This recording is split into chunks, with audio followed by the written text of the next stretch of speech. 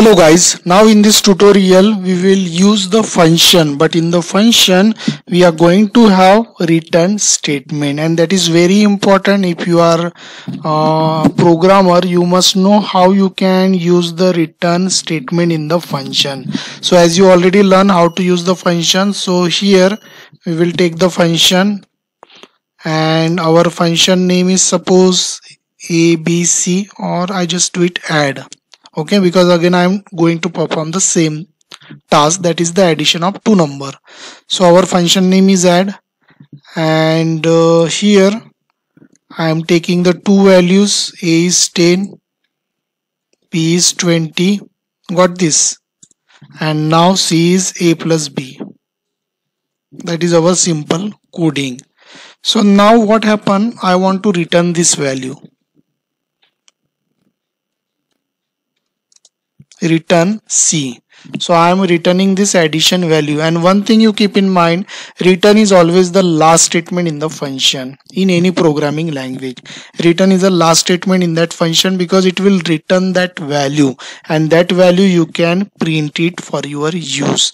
So once I press enter key, you see that indentation will be removed because as I told you, return is a last statement. Okay, so now here we have to call this function. So I am just taking now in a different way, print, and I will use here add.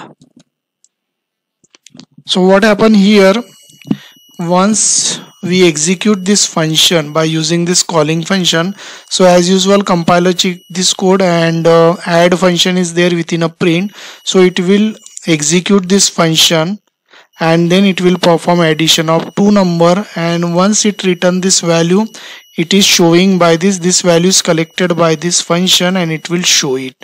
So here you keep in mind the return function will return the value and exit the function, and this value is collected by using this calling function. So that's the reason we are writing inside the print, so we will directly get the output. So we will just check it out.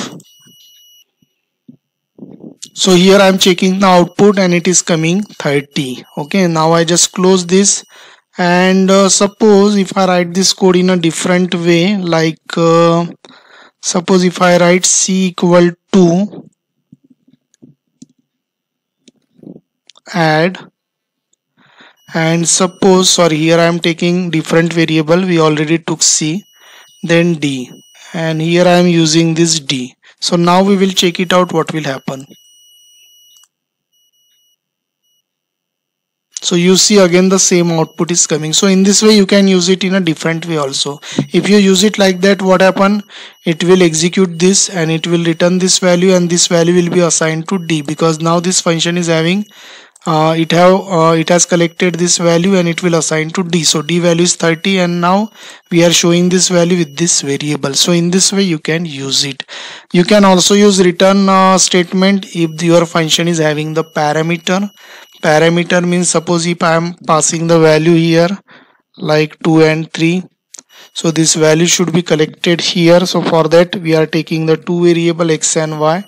So here we don't need this code.